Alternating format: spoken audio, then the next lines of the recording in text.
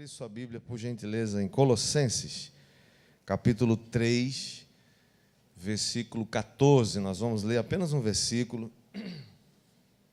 Colossenses, capítulo 3, versículo 14. Nós estamos hoje celebrando a ceia do Senhor, uma noite especial.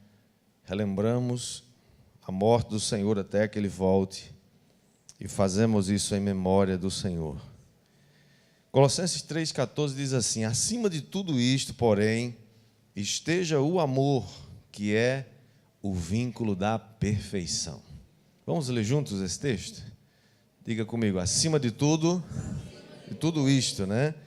Porém, esteja o amor, que é o vínculo da perfeição. Outra vez juntos: acima de tudo isto, porém, esteja o amor, que é o vínculo da perfeição. Vamos orar.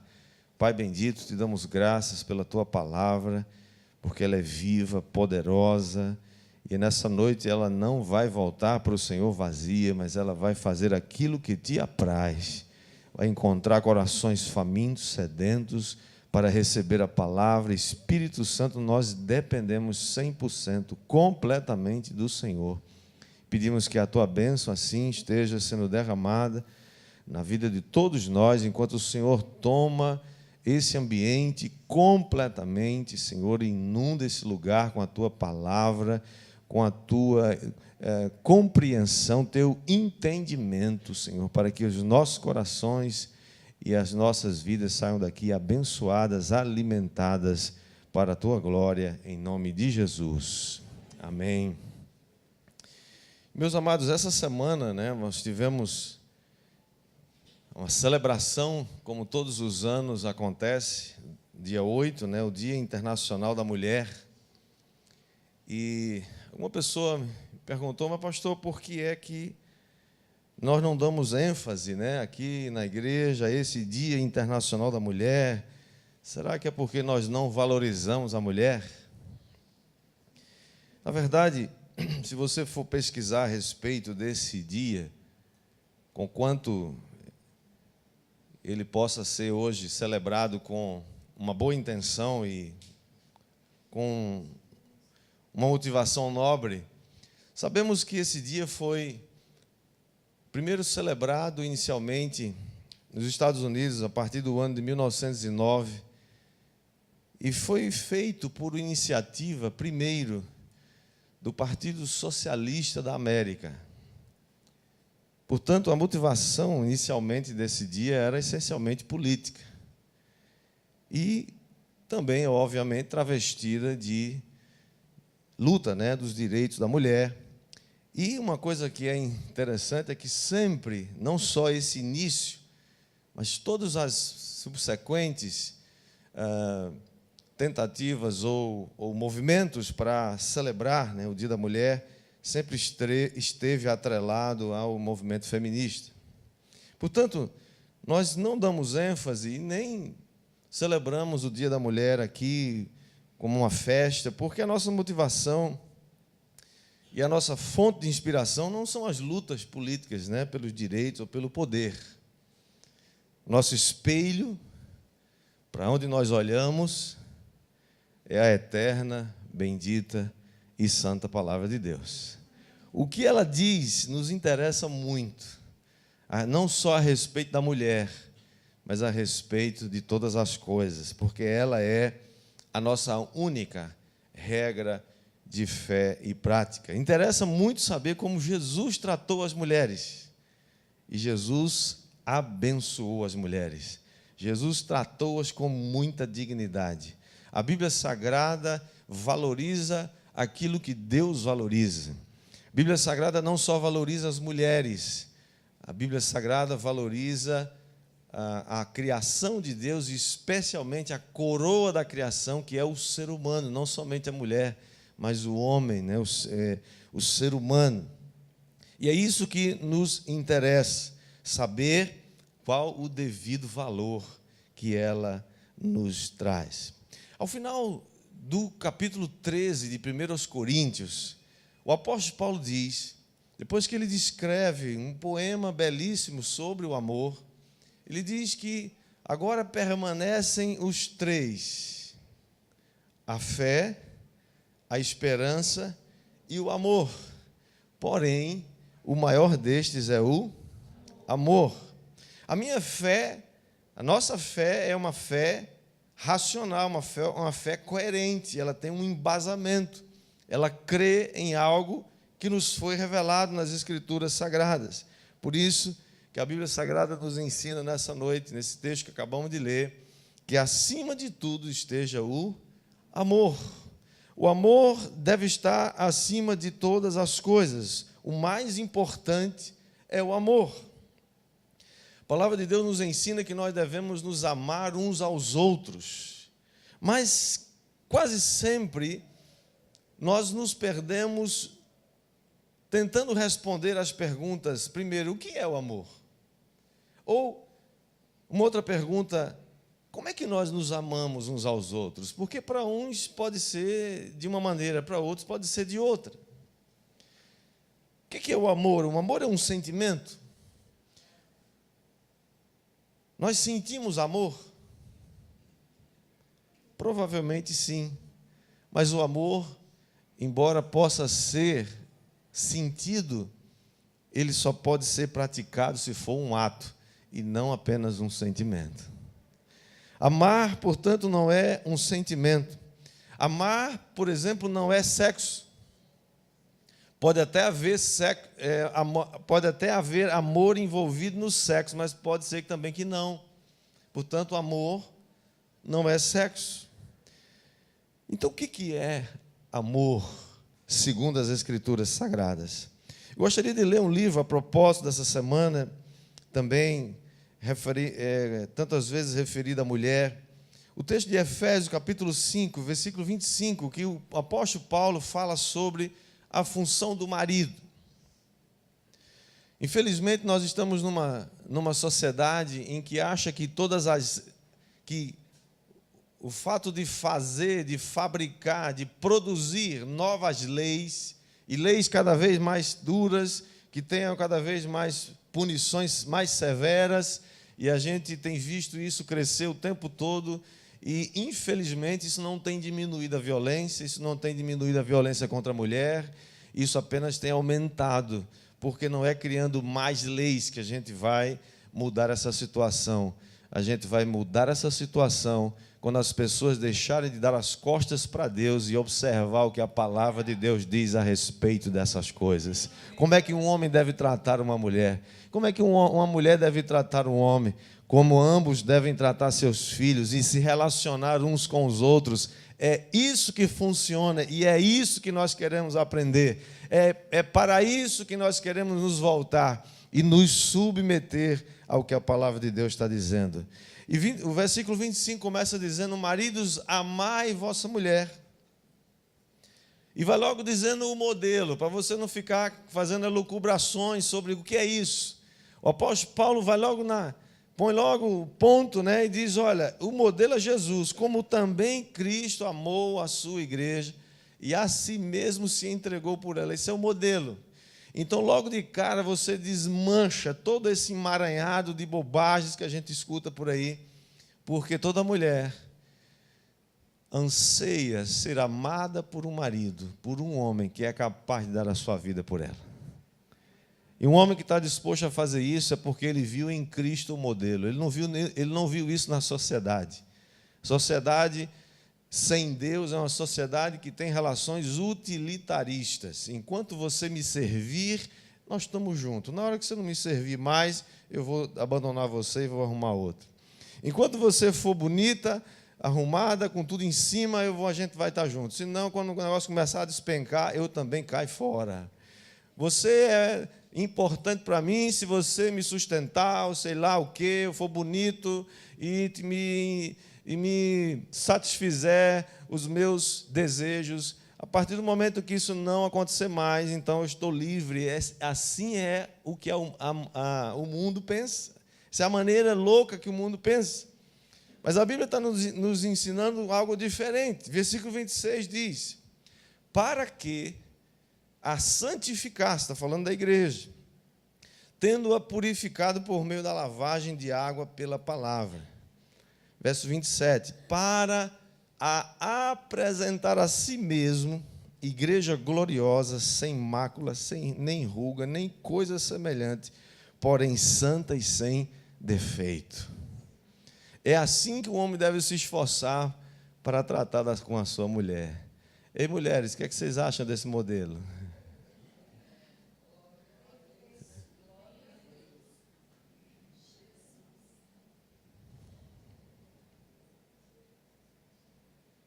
Aí o apóstolo Paulo vai dar agora uma dimensão prática. Estabeleceu um modelo, ele sacudiu o modelo lá para cima. O padrão é inatingível.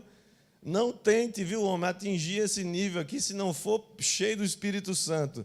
Humanamente falando, é impossível, é inatingível. Mas em Cristo e através do Espírito Santo nós podemos alcançar isso, amém?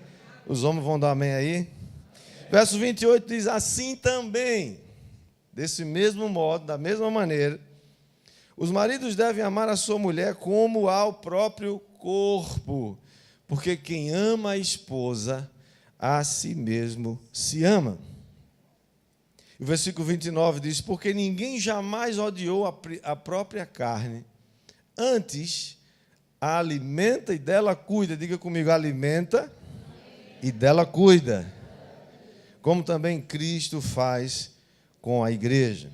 Quando Jesus resumiu os 10 mandamentos, quando um homem perguntou para ele qual era o maior mandamento, ele disse, toda a lei se resume em 2 mandamentos. O primeiro, amarás a Deus sobre todas as coisas. Top. E ao próximo como a si mesmo. Eu preciso amar o outro. Eu preciso amar a outra pessoa, eu preciso amar o próximo no mesmo nível que eu me amo. Jesus não disse, você tem que amar o próximo mais do que a você. Jesus não disse, você tem que amar o próximo menos do que você. E nem disse, você tem que amar o próximo no lugar de você. Ele disse, você precisa amar o próximo do mesmo jeito que você se ama. Qual é o modelo, qual é o parâmetro, qual é o nível? É esse nível que você deve amar o seu próximo. Tenho que amar a Deus de outra maneira. Não é no mesmo nível que eu me amo. Amar a Deus é sobre todas as coisas. E Jesus deu uma medida. Quando ele disse, se me amais, guardareis os meus mandamentos. Como é que a gente diz que ama a Deus? Guardando os seus mandamentos. Se alguém diz que ama a Deus, mas não guarda os seus mandamentos, ele está dizendo que não ama a Deus. É simples assim. Agora, se você não se ama, você jamais será capaz de amar ninguém. Por isso eu digo sempre para os jovens, 2 coisas que eu sempre falo.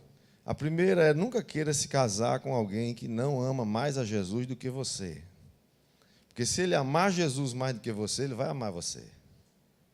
E a outra coisa, nunca se case com alguém que não se ama. Porque se ela não se amar, ela não vai amar você. Você precisa se amar. Você precisa gostar de você. Não significa que você não queira, né? De vez em quando olha para o espelho assim e fala, acho que eu podia dar um jeitinho aqui nesse nariz, hein? Cortar um pedaço, né? Aqueles negócios que já estão assim, já querendo se soltar das geleiras do Polo Norte. E se diz assim, eu queria dar um jeito nesse negócio, assim, cortar esses 10 troços, jogar fora aqui uns 5 quilos de carne. Não, nada contra isso, gente, tá? Mas até isso também demonstra que você se ama, você quer dar uma recalchutada na carcaça abençoada aí, não é verdade? Isso mostra que você se ama, né? Isso não é... Estou falando você se amar. Olha, e tem mais uma coisa. O apóstolo Paulo vai definir isso para nós nesse texto que acabamos de ler. Versículo 29, vou ler de novo. Porque ninguém jamais odiou a própria carne, antes a alimenta e dela cuida, como também Cristo faz com a igreja. Portanto, nós podemos afirmar uma coisa, irmãos, eu sempre falo isso nos casamentos. Amar não é um sentimento, amar é uma ação. Ninguém pode dizer que ama sem agir. Ninguém pode dizer que ama sem fazer algo. Ninguém pode dizer que ama sem dar algo, porque Deus amou tanto o mundo que deu seu Filho unigênito, para que todo aquele que nele crê não pereça, mas tenha a vida eterna. Portanto, Paulo define o que é amar. Achei isso fantástico para nós. Hoje não ficar nessas divagações por aí, né? Ou influenciado pela cultura desse mundo. O apóstolo Paulo fala assim, que amar-se a si mesmo, em outras palavras, é alimentar e cuidar, é prover para cuidar, para que haja crescimento. Se eu não cuido de mim mesmo, eu jamais vou saber cuidar de uma outra pessoa, eu jamais vou saber cuidar da minha família, jamais vou saber cuidar da minha esposa, dos meus filhos, ou do marido e assim por diante. Portanto, nós poderíamos definir essa expressão do verso 29 do apóstolo Paulo, de alimentar ou prover, como sendo dar a semente para que haja crescimento. Amar é desejar ver o outro melhor. Amar é desejar ver você melhor. Quando você se ama, você quer progredir, sim ou não? Você vê alguém que perdeu o amor por si mesmo, entrou num nível de descaso pessoal, é alguém que não se ama mais. É alguém que tanto faz como tanto fez. É alguém que não mais trabalha ou se esforça, se empenha para crescer. A Bíblia Sagrada nos traz algo. Irmãos, eu amo a Bíblia Sagrada, sabia? A Bíblia é maravilhosa, a Bíblia tem respostas. Olha que coisa, olha que Jesus, que modelo. Como Cristo, nós precisamos crescer em 4 áreas que o evangelista, aqui Lucas, né, o escritor fala, em Lucas 2:52, ele diz que Jesus crescia em, número 1, sabedoria, estatura, graça e diante de Deus e dos homens. Crescia Jesus em sabedoria, estatura, graça e relacionamento entre Deus, diante de Deus e diante dos homens. Sabedoria é algo que tem a ver com conhecimento. Fisicamente é algo que tem a ver com cuidar do seu corpo, cuidar da sua estrutura física, né? Espiritualmente, crescer na graça do Senhor e no relacionamento com as pessoas. Uma pessoa que se ama, você pode afirmar com toda certeza que ela está capacitada para amar as outras pessoas. Primeiro, então, gostaria de compartilhar com você sobre o que significa crescer em sabedoria.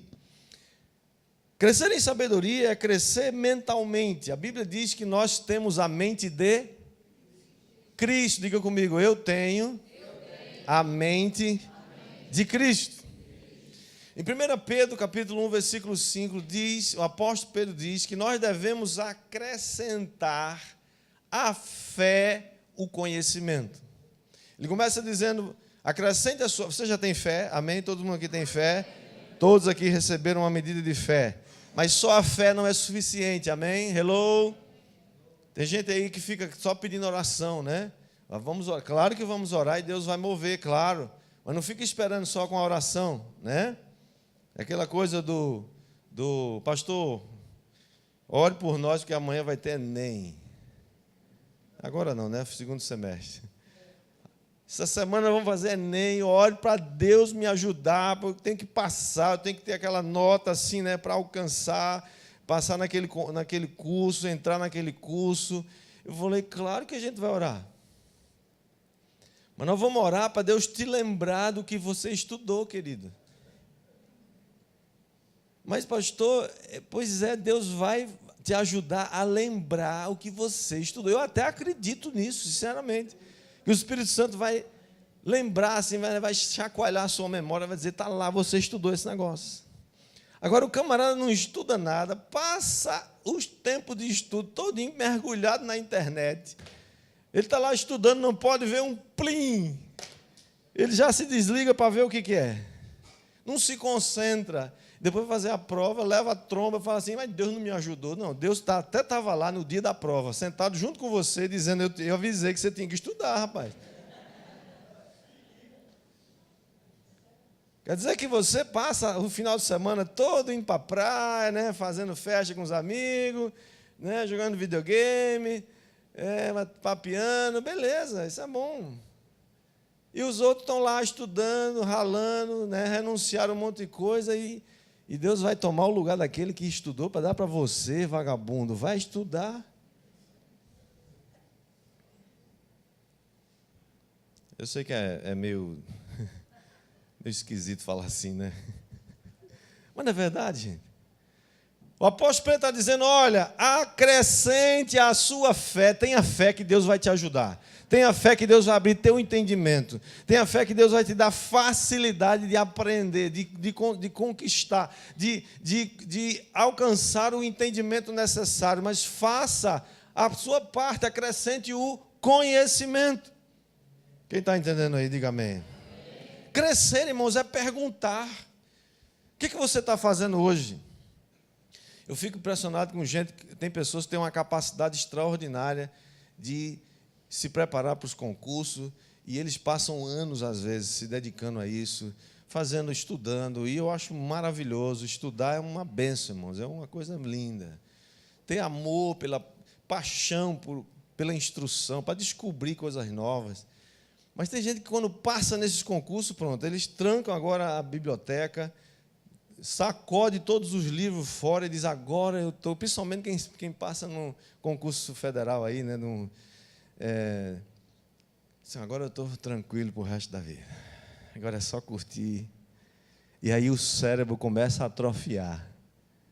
Daqui a pouco é um funcionário público horroroso, porque não estuda, não se... Qual é a pergunta que você está fazendo? Vamos a tantas perguntas que a gente pode fazer, né? Agora, se você passar a sua vida toda, seu tempo livre, fuçando a internet, você pode até aprender alguma coisinha aqui e acolá, mas eu te garanto que a maioria do seu tempo vai ser desperdiçado com bobagem. Pergunte, por exemplo, irmãos, olha que coisa maravilhosa. Você já estudou sobre os atributos de Deus? Tem um livrozinho maravilhoso, fininho assim, curtinho, chama Os Atributos de Deus, de A.W. Pink, o nome do autor. Quando eu estudei aquele livro, fiquei impressionado com tantos atributos Deus tem, eu nem sabia que Ele tinha.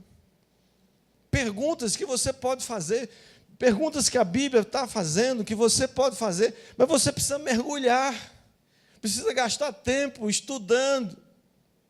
Quer ver uma pergunta? Por que Deus... Se Deus é bom, e a gente teve uma série de mensagens falando sobre Deus é bom, se Ele é bom, por que Ele permite que tanta coisa mal aconteça? Se Ele é bom, Ele não deveria deixar que essas coisas acontecessem?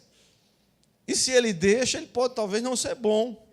Ou se Ele deixa, é porque talvez Ele não seja todo poderoso, como é um dos seus atributos. Como é que resolve isso? Pesquisando, estudando, pedindo ao Espírito Santo. O Espírito Santo me revela. Irmãos, tudo que nós sabemos a respeito de Deus é por revelação. Estamos aqui baseados numa revelação que já foi feita. Mas existem trilhões, sei lá quantos milhões, quantas, não sei nem, não dá nem para comparar em termos de montante. O que tem de Deus para a gente conhecer ainda? Você acha que tem muita coisa? A glória, quando a Bíblia fala da glória de Deus, ela está falando de algo que ainda não foi revelado, de algo maravilhoso que ainda não foi combinado, que ainda não foi dito, que ainda não chegou aos olhos, aos ouvidos, não passou pela cabeça. A Bíblia diz que é isso que está reservado para aqueles que amam a Deus. É isso que está reservado para você. É isso que está lá esperando que alguém clame, que alguém busque, que alguém vá lá e diga, Senhor, o que está escondido aí? Porque o Senhor está dizendo na sua palavra, clama a mim e eu vou te dar notícia de coisas misteriosas, escondidas, que ninguém sabe e você vai saber. Precisa crescer. Nós vivemos numa cultura, irmão, escute isso. Nossa cultura é emocional e sensual. Se você se deixar vencer por essas dinâmicas da cultura, você fica aprisionado nela.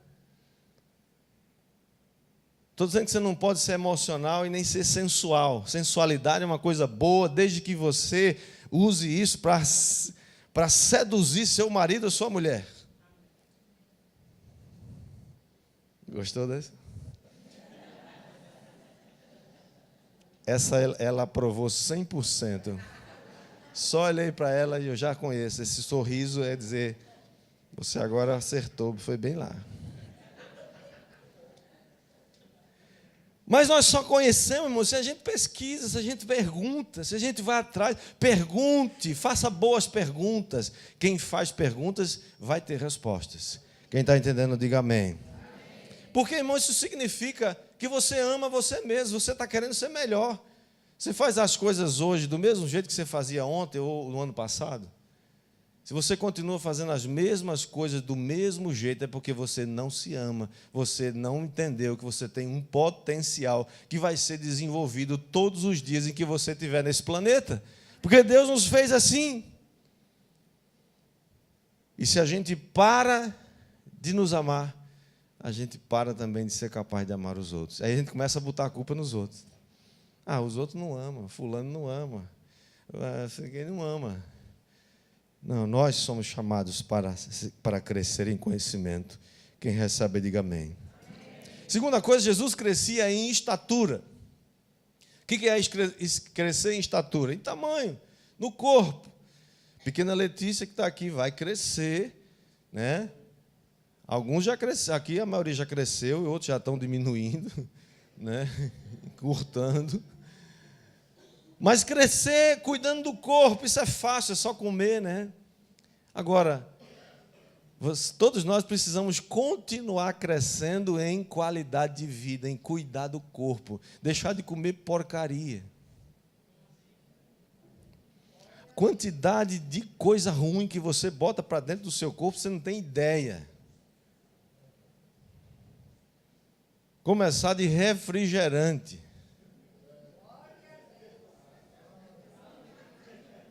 Não é só pinga, não. Não é só bebida alcoólica, não. É refrigerante. E suco, daquele suco industrializado, aí esse aqui mata mais rápido ainda. Eu estou tomando suco agora. Suco, não vou falar o nome para não dar ibope, claro. Alimentar-se bem, ter cuidado do templo do Espírito Santo. Se você se ama, você vai cuidar do templo. Sabe por quê? Porque todos nós aqui temos uma missão, todos nós temos uma tarefa, todos nós estamos envolvidos num propósito. Eu não posso morrer antes de cumprir esse propósito. Por isso, irmão, que suicídio é amputar o propósito, é acabar, interromper aquilo que Deus planejou para a sua vida. Crescer na qualidade de cuidar do seu corpo. Terceiro, Jesus crescia espiritualmente. Jesus, como Deus, não precisava crescimento, mas como homem ele precisava. E ele cresceu, a Bíblia diz que ele crescia em graça, cheio de graça. Um homem que precisava crescer na graça. Crescer espiritualmente é ter a mente de Cristo. Qual é a mente de Cristo? Não uma mente mundana, não uma mente aprisionada, não uma mente sequestrada pelos conceitos desse mundo, mas uma mente que tem uma liberação de fé no sobrenatural, uma mentalidade de abundância e não de escassez. Você sabia que pobreza, eu já falei isso aqui, mas vou repetir, pobreza é uma mentalidade. Miséria é um espírito maligno que se aproveita da mentalidade de pobreza. Mas a pobreza é uma mentalidade, é uma forma de pensar, é uma forma de agir. Enquanto você pode fazer o que você quiser fazer para uma pessoa, você pode pegar uma pessoa que tem mentalidade de pobreza, botar ela num palácio, dar a ela todo o dinheiro do mundo que você puder, faça tudo o que você puder, e dê na mão dela, porque em pouco tempo ela vai voltar para onde ela estava. Vai torrar tudo, vai acabar tudo. Porque ela tem uma mentalidade de pobreza. Crescer na graça, crescer espiritualmente, é ter uma mentalidade de abundância. Eu vim para que tenham vida, e vida em abundância. Se nós não estamos vivendo uma vida abundante, o problema não é de Deus. É uma mentalidade que nos oprime. É aquela pessoa que não consegue sonhar mais, ela não consegue sonhar com uma coisa melhor. Se satisfaz com a coisa mais rasa. Não estou dizendo que você tem que ser insatisfeito, mas você precisa ter sonhos. Você precisa ter desejo de crescer. Saber que seu Deus é grande, que Deus é maravilhoso, que Deus não nega bem algum àqueles que andam na sua presença, que Deus é aquele que trabalha para aqueles que nele esperam, que Deus é aquele que vai na frente abrindo os caminhos para você passar, que Deus é aquele que está interessado nos seus desejos, que Ele se agrada de que a gente peça para Ele, porque Ele é um Deus abençoador. Ele quer nos abençoar. Ele quer satisfazer os desejos do nosso coração. E a gente fica pedindo nada, com uma cabeça de pedinte, de miserável mendigo. É a mentalidade de abundância que vai liberar a sua fé no sobrenatural de Deus, para crer que a glória que vem é maior do que a que você tem hoje, para crer que você vai superar aqueles que já te deram a mão. Você tem paz, você tem uma estrutura, Deus te colocou num lugar onde você vai crescer muito mais do que aqueles que te abençoam hoje. Você quer que seus filhos alcancem mais do que você? Eu quero que meus filhos vão alcançar muito mais do que eu alcancei. Eu quero que meus filhos espirituais sejam muito mais próximos do que eu. Porque isso é crescer espiritualmente, é uma mentalidade de mais, de maior, nunca de menos. Porque Deus é abundante, glória a Deus por isso. E quarta e última, Jesus crescia em relacionamento. Jesus crescia em relacionamento diante de Deus e dos homens. Irmãos, significa isso. Isso é amar. É amar a você mesmo e amar as pessoas. Como é que você ama? Crescendo em relacionamento. A Bíblia está cheia de expressões para você ter cuidado de você. Você tomar decisões, você tomar passos. O apóstolo Paulo, escrevendo a Timóteo, capítulo 2, versículo 16, ele diz: evita as conversas inúteis e profanas. Você está numa roda, você está com amigos, conversa inútil. Outra versão fala falatórios, profanos, fofoca, acusação, falando mal de alguém. O que a Bíblia está dizendo? Qual é o verbo? Evita. Sai fora. E se você não puder sair fora, põe um ponto. Fala: escuta, queridos, eu não estou confortável de estar falando mal de uma pessoa aqui sem que ela esteja presente. Esse tipo de piada não é apropriada. Meus ouvidos não são pinico para ouvir esse tipo de sujeira. Você se posiciona, quem está entendendo aí? Paulo escrevendo aos Colossenses, capítulo 3, versículo 9, ele diz: não mintais uns aos outros. Mentira é coisa do capeta. A Bíblia diz que Satanás é mentiroso e pai da mentira. Tem gente que não pode passar um dia sem mentir. Ele não consegue falar uma coisa sem mentir, sem acrescentar ou sem amputar alguma coisa. Isso é cuidar. Sabe outra coisa que nos faz crescer em relacionamento e demonstra que nós amamos? Faça pequenas conexões com as pessoas ao seu redor. O que são pequenas conexões? Dê, nem que seja 1 minuto de atenção para alguém. Alguém faz um comentário com você, mesmo que aquele assunto não seja importante para você, dê atenção a ela. Pastor, vai chover hoje. Ah, é mesmo? Qual foi a previsão que você viu? Vai chover essa semana? Eu não estou muito interessado em saber, né? Naquele momento, vai que eu não estou. É diferente quando é, por exemplo, né? Um jogo de futebol, que você fica interessado em saber a história, né? Principalmente quando aquele preto e vermelho entra pelo cano, a gente gosta e fica feliz, né?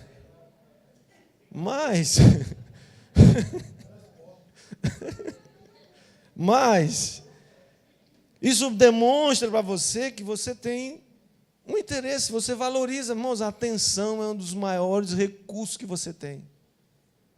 A atenção custa muito pouco e dura para sempre. Você nunca vai esquecer de alguém que deu atenção a você, que sentou e ouviu, olhou nos seus olhos e ouviu o que você tinha a dizer, e participou de uma conversa, nem que seja por 1 minuto.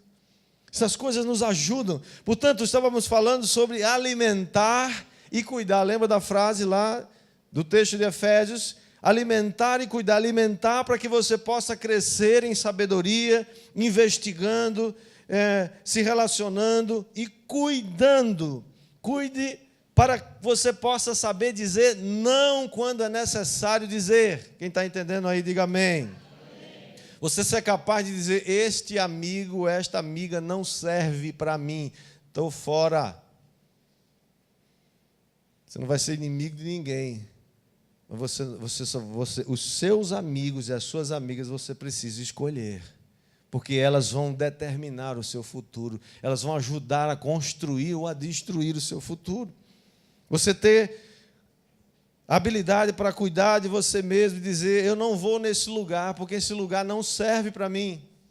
Eu não vou nesse ambiente, porque esse ambiente não serve para mim. Eu não vou falar isso, porque isso não é apropriado. Irmãos, isso é cuidar, isso é sabedoria, isso é amar a si mesmo e amar as pessoas que estão perto de você, cuidando para sair desses ambientes que Paulo falou, falatórios, discussões inúteis, profanas. O maior exemplo de quem... 2 exemplos eu quero terminar falando para você. O primeiro foi José. José cuidou dele mesmo, sim ou não? A mulher está lá todo dia. Isso é muito bonito, rapaz. Isso é muito gostoso, cara. Isso é muito bom, cara. Você é jovem, estou doida por você. Vou parar por aqui, vou ficar só nisso. Uma coisa é você encontrar com alguém assim na rua e ouvir esse negócio, você sai fora. Outra coisa é você todo dia ouvir isso, do colega de trabalho. Rapaz, você é muito bonita. Que homem bonito. E chega em casa e tem uma encrenca para resolver. Quantas vezes o diabo está usando? Irmãos, isso chama-se estratégia de... Deixa eu trocar a palavra. Estratégia do capiroto. Melhor essa.